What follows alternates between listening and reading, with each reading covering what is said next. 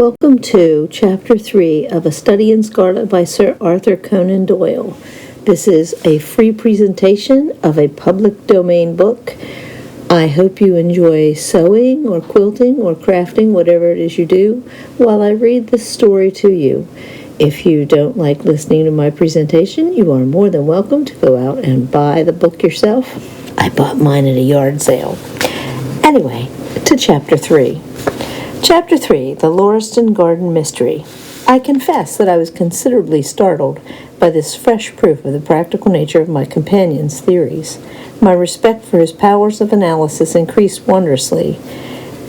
There still remained some lurking suspicion in my mind, however, that the whole thing was a prearranged episode intended to dazzle me, though what earthly object he could have in taking me in was past my comprehension.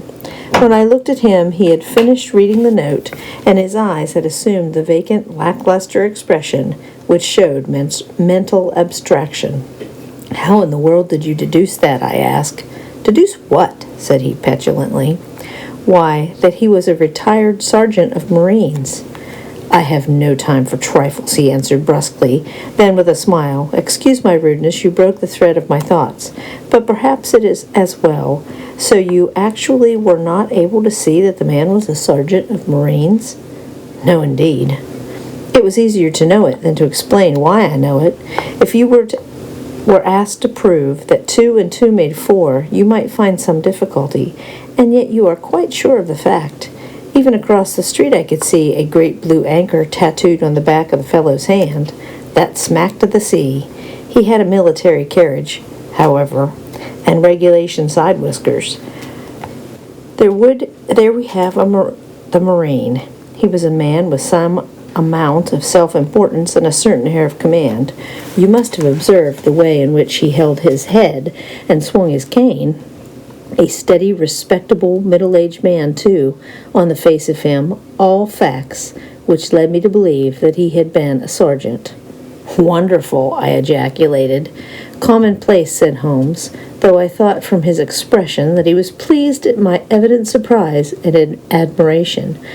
"I said just now that there were no criminals. It appears that I am wrong. Look at this."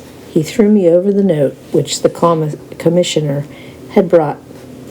"Why," I cried as I cast my eyes over it, "this is terrible." "It does seem to be a little out of the common," he remarked calmly. "Would you mind reading it to me aloud?" This is the letter which I read to him.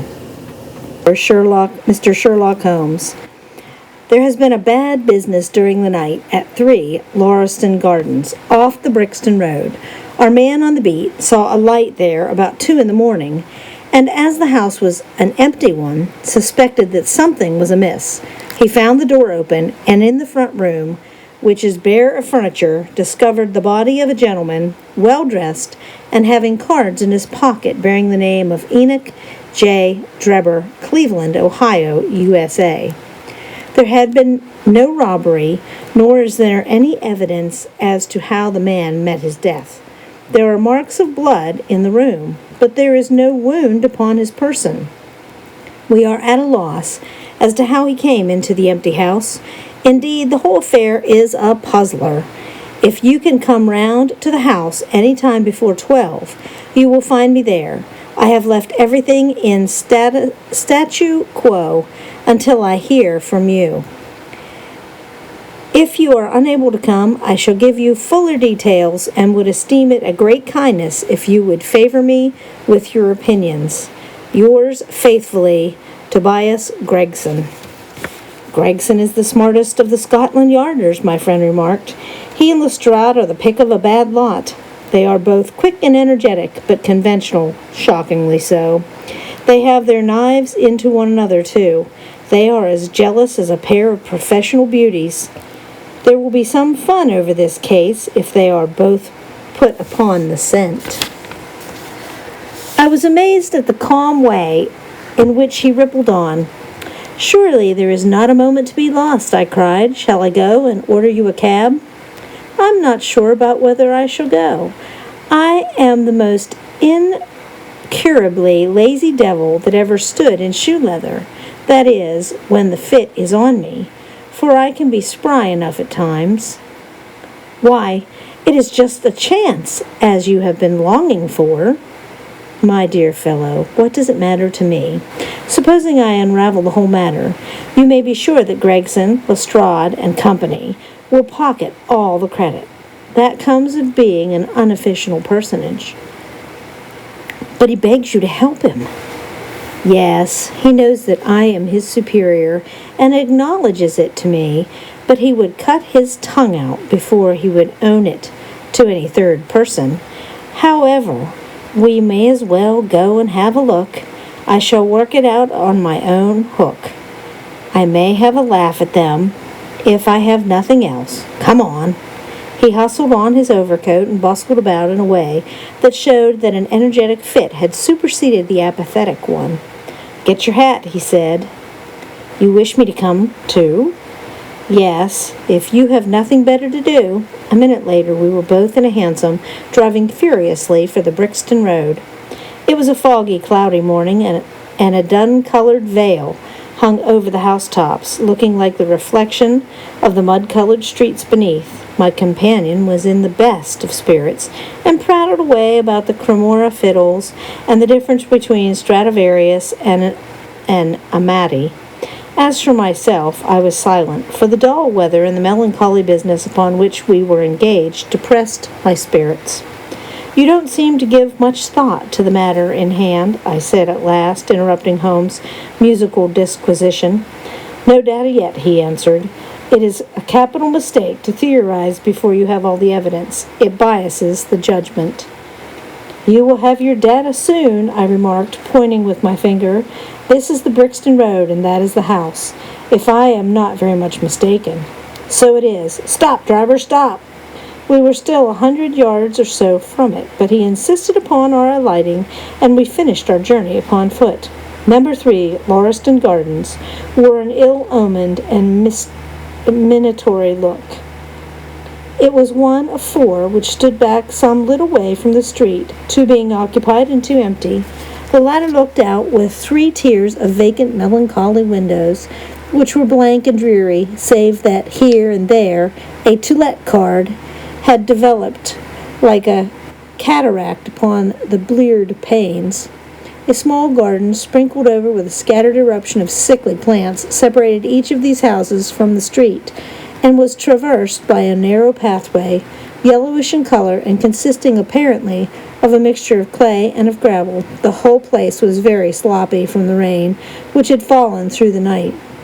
The garden was bounded by a 3-foot brick wall with a fringe of wood rails upon the top, and against this wall was leaning a stalwart police constable, surrounded by a small knot of loafers, who craned their necks and strained their eyes in the vain hope of catching some glimpse of the proceedings within. I had imagined that Sherlock Holmes would at once have hurried into the house and plunged into a study of the mystery. Nothing appeared to be further from his intention. With an air of nonchalance which, under the circumstances, seemed to me to border upon affectation, he lounged up and down the pavement and gazed vacantly at the ground, the sky, the opposite houses, and the line of railings. Having finished his scrutiny, he proceeded slowly down the path, or rather down the fringe of grass, which flanked the path, keeping his eyes riveted upon the ground. Twice he stopped, and once I saw him smile, and heard him utter an exclamation of satisfaction. There were many marks of footsteps upon the wet, clayey soil, but since the police had been coming and going over it, it was unable to see how my companion could hope to learn anything from it. Still, I had had such extraordinary evidence of the quickness of his perceptive faculties that I had no doubt that he could see a great deal which was hidden from me. At the door of the house, we were met by a tall, white-faced, flaxen-haired man with a notebook in his hand, who rushed forward and wrung my companion's hands with effusion. "It is indeed kind of you to come," he said. "I have left everything untouched." "Except that," my friend answered, pointing at the pathway. "If a herd of buffaloes had passed along, they could not be a greater mess." "No doubt, however, you had drawn your own conclusions, Gregson, before you permitted this." "I have had so much to do inside the house," the detective said evasively. "My colleague, Mr. Lestrade, is here. I had relied upon him to look after this." Holmes glanced at me and raised his eyebrows sardonically. "With two such men as yourself and Lestrade upon the ground, there will be much for a third party to find out," he said. Gregson rubbed his hands in a self-satisfied way. "I think we have done all that can be done," he answered. "It's a queer case, though, and I knew your taste for such things." "You did not come here in a cab?" asked Sherlock Holmes. "No, sir." "Nor Lestrade?" "No, sir." "Then let us go and look at the room," with which inconsequent remark he strode on into the house, followed by Gregson, whose features expressed his astonishment. A short passage, bare planked and dusty, led to the kitchen and offices. Two doors opened out of it to the left and to the right. One of these had obviously been closed for many weeks. The other belonged to the dining room, which was the apartment in which the mysterious affair had occurred. Holmes walked in, and I followed him with that subdued feeling at my heart which the presence of death inspires. It was a large square room, looking all the larger from the absence of all furniture. A vulgar flaring paper adorned the walls, but it hung down, exposing the yellow plaster beneath. Opposite the door was a showy fireplace, surmounted by a mantelpiece of imitation white marble. On one corner of this was stuck the stump of a red wax candle. The solitary window was so dirty that the light was hazy and uncertain, giving a dull gray tinge to everything, which was intensified by the thick layer of dust which coated the whole apartment. All these details I observed afterwards. At present, my attention was centered upon the single grim, motionless figure which lay stretched upon the boards with vacant, sightless eyes, staring up at the discolored ceiling. It was that of a man about 43 or 44 years of age, middle-sized, broad-shouldered, with crisp, curling black hair and a short, stubbly beard. He was dressed in a heavy broadcloth frock coat and waistcoat, with light-colored trousers and immaculate collar and cuffs. A top hat, well brushed and trimmed, was placed upon the floor beside him. His hands were clenched and his arms thrown abroad, while his lower limbs were interlocked, as though his death struggle had been a grievous one.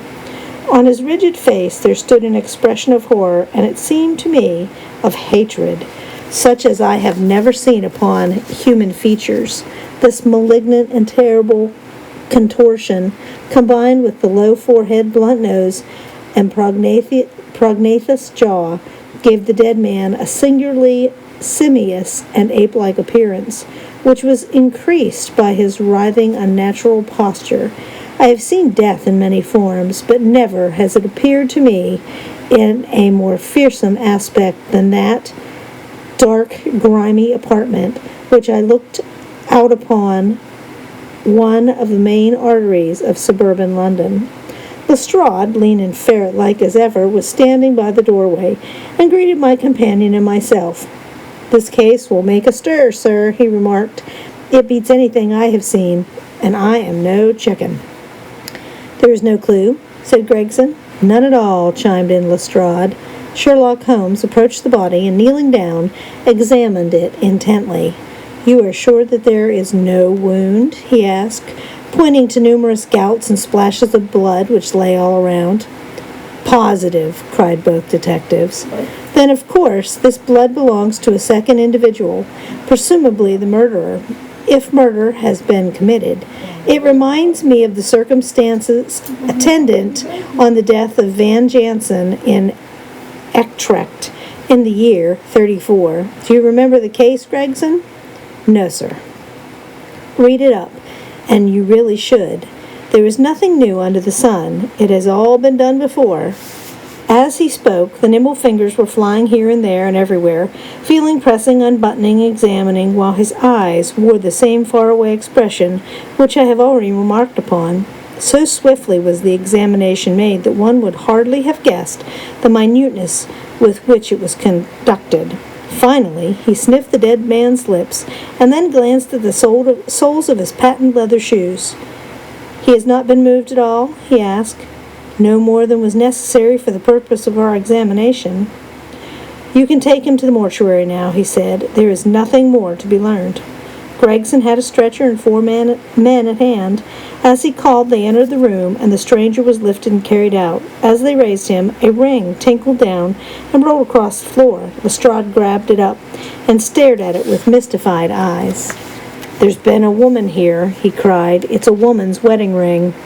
He held it out as he spoke upon the palm of his hand. We all gathered round him and gazed at it. There could be no doubt that the circlet of plain gold had once adorned the finger of a bride. "This complicates matters," said Gregson. "Heaven knows they were complicated enough before." "You're sure it doesn't simplify them?" observed Holmes. "There's nothing to be learned by staring at it. What did you find in his pockets?" "We have it all here," said Gregson, pointing to a litter of objects upon one of the bottom steps of the stairs. "A gold watch, number 97163, by Burrard of London.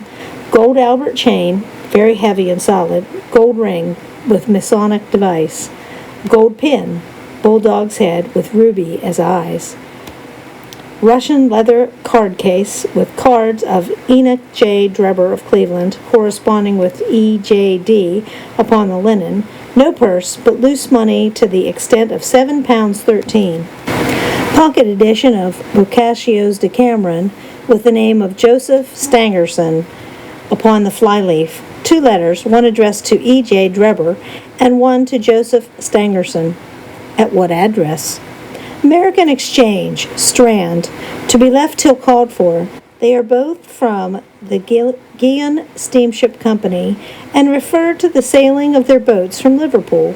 It is clear that this unfortunate man was about to return to New York. Have you made any inquiries as to this man Stangerson? I did it at once, sir, said Gregson. I have had advertisements sent to all the newspapers, and one of my men has gone to the American Exchange but has not yet returned.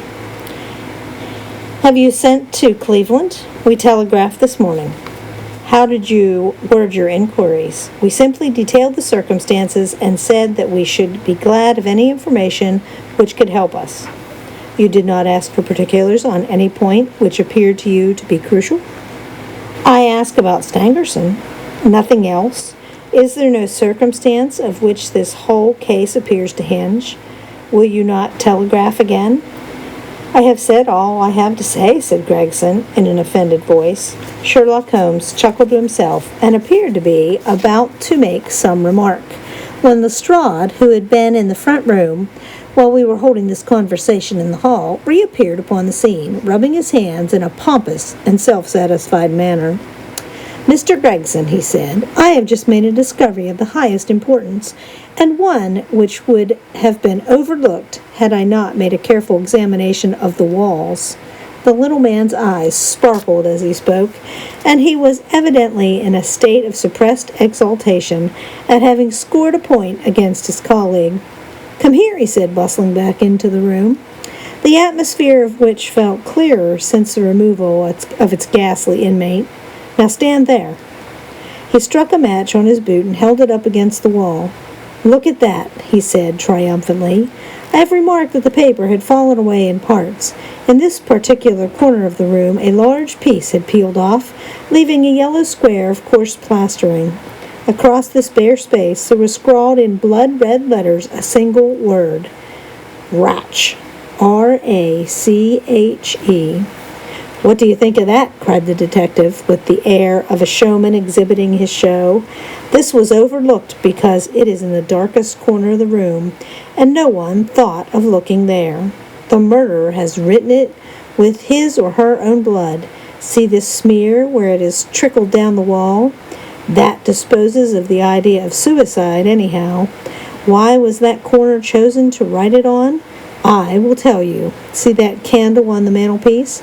It was lit at the time, and if it was lit, this corner would have been the brightest instead of the darkest portion of the wall. And what does it mean, now that you have found it? Asked Gregson in a depreciatory voice. Mean? Why, it means that the writer was going to put the female name Rachel, but was disturbed before he or she had time to finish.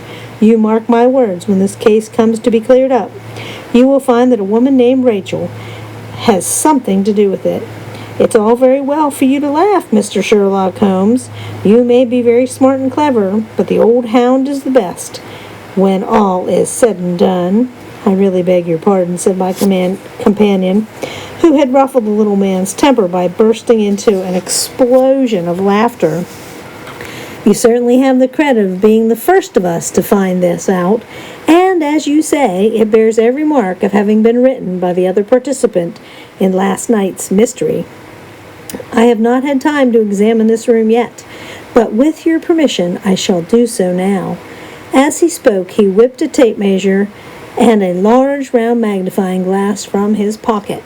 With these two implements, he trotted noiselessly about the room, sometimes stopping, occasionally kneeling, and once lying flat upon his face.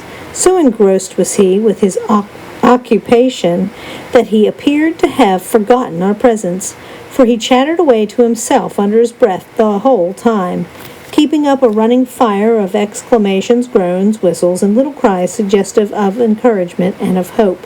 As I watched him, I was irresistibly reminded of a pure-blood, well-trained foxhound as it dashed backward and forward through the covert, whining in its eagerness until it came across the lost scent. For 20 minutes or more, he continued his researches, measuring with the most exact care the distance between marks which were entirely invisible to me, and occasionally applying his tape to the walls in an equally incomprehensible manner. In one place, he gathered up very carefully a little pile of gray dust from the floor and packed it away in an envelope.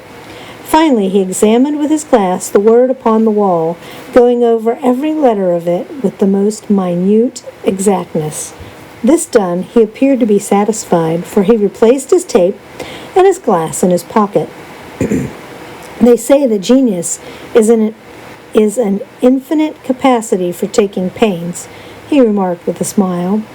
It is a very bad definition, but it does apply to detective work. Gregson and Lestrade had watched the maneuvers of the amateur companion with considerable curiosity and some contempt. They evidently failed to appreciate the fact, which I began to realize, that Sherlock Holmes' smallest actions were all directed towards some definite and practical end. "What do you think of it, sir?" they both asked. "It would be robbing you of credit of the case if I were to presume to help you," remarked my friend. "You are doing so well now that it would be a pity for anyone to interfere." There was a world of sarcasm in his voice as he spoke. "If you let me know how your investigations go," he continued, "I shall be happy to give you any help I can. In the meantime, I should like to speak to the constable who found the body. Can you give me his name and address?" Lestrade glanced at his notebook. "John Rance," he said. "He is off duty now. You will find him at 46 Audley Court, Kensington Park Gate." Holmes took a note of the address. "Come along, Doctor," he said. "We shall go and look him up. I'll tell you one thing which may help you in the case," he continued, turning to the two detectives. "There has been murder done, and the murderer was a man. He was more than 6 feet high, was in the prime of life, had small feet for his height, wore coarse, square-toed boots, and smoked a Trichinopoly cigar. He came here with his victim in a 4-wheeled cab, which was drawn by a horse with 3 old shoes and 1 new one on his off foreleg. In all probability, the murderer had a florid face, and fingernails of his right hand were remarkably long. These are only a few indications, but they may assist you." Lestrade and Gregson glanced at each other with an incredulous smile. "If this man was murdered, how was it done?" asked the former. "Poison," said Sherlock Holmes curtly, and strode off. "One other thing, Lestrade," he added, turning round at the door. "Ratsch is the German for revenge, so don't lose your time looking for Miss Rachel." With which Parthian shot he walked away, leaving the two rivals open-mouthed behind him.